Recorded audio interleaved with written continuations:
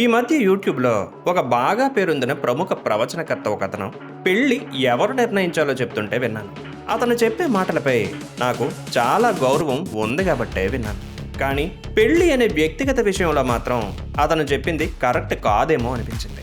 ఇంతకీ అతను ఏం చెప్పారంటే, పెళ్లి వ్యక్తిగత విషయము కాదు కాదు కాదు, నీ సొంత వ్యవహారం కాదని. పెళ్లి అనేది నీ వ్యక్తిగత వ్యవహారం కాదు. నువ్వు నీకిష్టం వచ్చినట్టు నీకు నచ్చినట్టు పెళ్లి చేసుకుంటే తండ్రికి గుండెపోటు వచ్చేస్తుందట, తల్లి సిగ్గుతో ఏడిచేస్తుందట, అక్క చెల్లెళ్ళ పెళ్ళిళ్ళు ఆగిపోతాయట. నీకు భార్య ఎవరవ్వాలో భర్త ఎవరవ్వాలో నిర్ణయించాల్సింది తండ్రి మాత్రమే అని చెప్తూ, పోనీ అంతటితో ఊరుకున్నారా? లేదు, అతను చెప్పిందే నిజం అని నమ్మించడానికి రెఫరెన్స్ గా ఇది ఏకంగా రామాయణం చెప్పిన తీర్పు అని అంటున్నారు. ప్రవచనాల్లో ముఖ్యంగా ఇలాంటి మాటలు ఎందుకు స్ప్రెడ్ చేస్తారో తెలుసా? సమాజంలో ఉన్న చాలా మంది పెద్దవాళ్ళు వాళ్ళ ఆధిపత్యాన్ని సమర్థించుకోవడానికి, మన ధర్మశాస్త్రాలను పురాణాలను వాళ్ళకు అనుకూలంగా వాడుకోవడానికి. కానీ అసలైన సనాతన ధర్మంలో మనిషికి ఉండాల్సిన స్వయం నిర్ణయాధికారం అంటే ఇండివిజువల్ ఫ్రీడమ్ ఆఫ్ చాయిస్ గురించి, ప్రేమ గురించి ఏం చెప్పుందో మన పురాణాల్లో ఉన్న ఫ్యాక్ట్స్ తోనే లాజికల్ గా అనలైజ్ చేద్దాం. పాయింట్ నెంబర్ 1, నువ్వు తండ్రి చెప్పిన మాటని కాదని పెళ్లి చేసుకుంటే తండ్రి పరువు పోయి గుండెపోటు వచ్చేస్తుంది అన్నారు. నిజమే, కానీ ఆ గుండెపోటు వెనకాల ఉన్నది అహంకారం అని ఎందుకు చెప్పట్లేదు?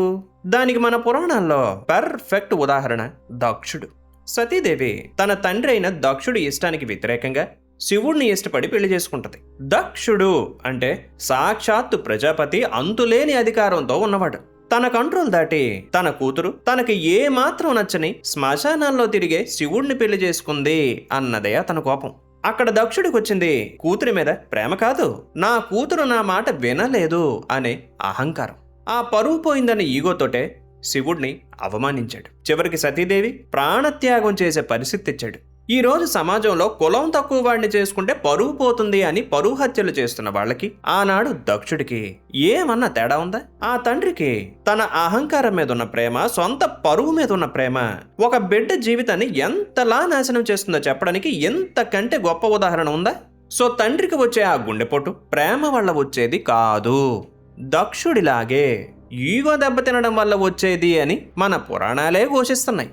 పాయింట్ నెంబర్ 2, నీ భార్య లేదా భర్త ఎవరో నిర్ణయించేది తండ్రి మాత్రమే అనే స్టేట్మెంట్ అబద్ధం అని ప్రూవ్ చేయాలంటే మనం రుక్మిణి కళ్యాణం దగ్గరికి వెళ్ళాలి. రుక్మిణికి భీష్మకుడు అనే తండ్రి, రుక్మి అనే అన్నయ్య ఉండేవారు. వీళ్ళిద్దరూ కలిసి రుక్మిణికి శిశుపాలుడితో వివాహం నిర్ణయించారు. అంటే ఒక తండ్రి ఒక అన్న కలిసి కూతురికి పెళ్లి ఎవరితో జరగాలో నిర్ణయించారు. మరప్పుడు రుక్మిణి ఏం చేసింది? నాన్నగారు నిర్ణయించారు, మరి నాన్నగారు నిర్ణయించిన సంబంధం కాబట్టి వాళ్ళకి ఎదురు చెబితే మరి నాన్నగారికి గుండెపోటు వచ్చేస్తుంది అని ఒక త్యాగమయ్యేలాగా సైలెంట్ అయిపోయిందా? లేదు, కృష్ణుడికి సందేశం పంపింది. తండ్రి నిర్ణయాన్ని, కుటుంబ పరువుని పక్కన పెట్టి తనకు నచ్చిన వ్యక్తిని ఎంచుకుంది. మరి కృష్ణుడు ఏం చేశాడు? నీ తండ్రి తీసుకున్న నిర్ణయాన్ని గౌరవించు, లేకపోతే అతనికి గుండెపోటు వచ్చేస్తుంది, పెద్దల మాటకు ఎదురు చెప్పడం ధర్మం కాదు అని అన్నాడా? లేదు, ఆమె వ్యక్తిగత నిర్ణయాన్ని గౌరవించి రుక్మిణిని తీసుకెళ్లిపోయాడు. మరి తండ్రి మాటే ఫైనల్ అవ్వాలి అనేదే ధర్మమైతే కృష్ణుడు చేసింది అధర్మమా? ఇది ఆ ప్రవచనకర్తలే చెప్పాలి. మరి ఒక మనిషికి తన మనసుకి ఇష్టం లేని పెళ్లిని బలవంతంగా చేయడం అధర్మం, దాన్ని ఎదిరించడమే ధర్మం అని కృష్ణుడు ప్రాక్టికల్గా చూపించాడు. ఇక పాయింట్ నెంబర్ 3, మహాభారతంలో ఇంకో అద్భుతమైన ఘట్టం ఉంటుంది. బలరాముడు తన చెల్లెలు సుభద్రని దుర్యోధనుడికిచ్చి పెళ్లి చేయాలని నిర్ణయిస్తాడు. ఇక్కడ బలరాముడు తండ్రి స్థానంలో ఉన్న అన్న, కానీ సుభద్ర మనసులో అర్జునుడున్నాడు. అప్పుడు కృష్ణుడు అర్జునుడికి ఒక మైండ్ బ్లోయింగ్ మాట చెప్తాడు. తండ్రి స్థానంలో ఉన్న వ్యక్తి కూతురి స్థానంలో ఉన్న క్షత్రియ కాంతను ఒక పశువులాగా, ఒక ఆస్తిలాగా ఎవడికో ఒకడికి దానం చేయడం ధర్మం కాదు. ఆమె మనసు ఎవరిని ఇష్టపడుతుందో వాళ్ళను చేపట్టడమే అసలైన ధర్మం అని చెప్పి సుభద్రని ఎత్తుకుపోమని స్వయంగా శ్రీకృష్ణుడే సలహా ఇస్తాడు. దీని అర్థం ఏంటి? ఒక అమ్మాయిని గాని అబ్బాయిని గాని వాళ్ళ ఇష్టంతో సంబంధం లేకుండా కేవలం పెద్దవాళ్ళు కుదిర్చారు అనే ఒకే ఒక్క కారణంతో పెళ్లి పీటల మీద కూర్చోబెట్టడాన్ని కృష్ణ పరమాత్మ ఏనాడో వ్యతిరేకించాడు. పెళ్లి అనేది 2 ప్రాపర్టీల మధ్య జరిగే ట్రాన్సాక్షన్ కాదు, 2 మనసుల మధ్య జరగాల్సిన యూనియన్ అని క్లియర్గా చెప్పాడు. ఇక పాయింట్ నెంబర్ 4, మనం పతివ్రత అనగానే ముందుగా చెప్పుకునే పేరు సతీ సావిత్రి. అసలు సావిత్రి పెళ్లి ఎలా జరిగిందో తెలుసా? ఆమె తండ్రి అశ్వపతి ఆమెతో ఏమన్నాడంటే, అమ్మ నీకు నచ్చిన భర్తని నువ్వే వెతుక్కో అని దేశాటనగా పంపాడు. ఆమె స్వయంగా అడవిలో ఉన్న సత్యవంతుణ్ణి చూసి ఇష్టపడింది. కానీ అతను 1 సంవత్సరంలో చనిపోతాడు అని నారదుడు చెప్పగానే తండ్రి భయపడి, వద్దు తల్లి, వేరే వాడిని చూసుకో అన్నాడు. అప్పుడు సావిత్రి ఏమందో తెలుసా? నా మనసు అతన్ని వరించింది, నా నిర్ణయం మారదు అని అంది. ఇక్కడ తండ్రి తన కూతురి చాయిస్ ని గౌరవించాడు. ప్రాణం పోతుందని తెలిసినా ఆమె స్వేచ్ఛని అడ్డుకోలేదు, బ్లాక్మెయిల్ చెయ్యలేదు. అది ఒక తండ్రికి ఉండాల్సిన నిజమైన మెచ్యూరిటీ. ఇక పాయింట్ నెంబర్ 5, మన పురాణాల్లో ఎక్కడ చూసినా స్వయంవరం అనే పదం కనిపిస్తుంది. స్వయంవరం అంటే తనకు కావలసిన వాడిని తానే ఎంచుకోవడం. సీతాదేవైనా, ద్రౌపదైనా, దమయంతైనా ఒక కండిషన్ పెట్టి దాన్ని సాధించిన వాడిని వాళ్లే వరించారు తప్ప తండ్రి ఎవరో ఒకరిని తీసుకొచ్చి బలవంతంగా పీటల మీద కూర్చోబెట్టలేదుగా. దీన్ని బట్టి మనకు అర్థం అవ్వాల్సింది ఏంటి? అసలు సనాతన ధర్మం అనేది ఎప్పుడూ మనిషిని బానిసగా చూడలేదు. మనిషి యొక్క స్వేచ్ఛను, ప్రేమను ఇండివిజువల్గా ఉండే ఎరుకని మన ఇతిహాసాలు ఎంతగానో సెలబ్రేట్ చేశాయి, గౌరవించాయి. అయితే సమస్య ఎక్కడొచ్చిందంటే, కాలక్రమంలో మన సమాజం స్వార్థంతో కూరుకుపోయి కులము, మతము, ఆస్తి, పరువు అనే చట్రంలో ఇరుక్కుపోయింది. ఆ ఆస్తులను, పరువును కాపాడుకోవడానికే ఒకే కులాల మధ్య పెళ్లిళ్ళు కుదర్చడం మొదలుపెట్టారు.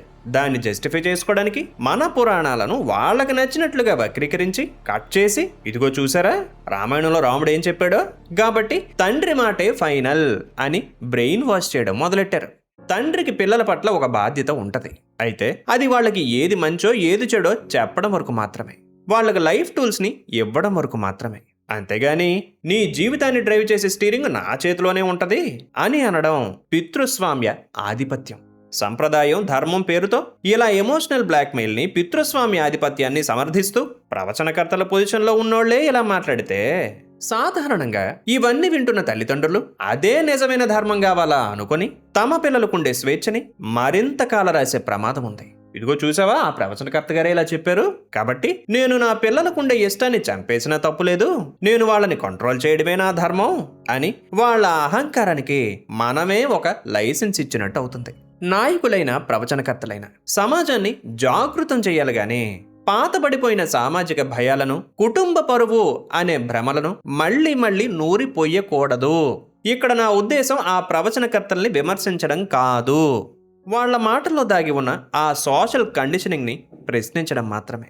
ఎందుకంటే నిజమైన ఆధ్యాత్మికత అంటే భయపెట్టడం కాదు, ఒక మనిషి ఆలోచనలకుండే సంఖ్యలు తెంచి అవగాహనతో కూడిన స్వేచ్ఛనివ్వడం. భయాన్ని నూరిపోసే ఏ ఫిలాసఫీ అయినా సరే అది సమాజాన్ని వెనక్కి లాగుతుంది తప్ప ముందుకి తీసుకు వెళ్ళదు. మనిషి మెదడుకు కావాల్సిందే గుడ్డి నమ్మకం కాదు, నిలదీసే వివేకం.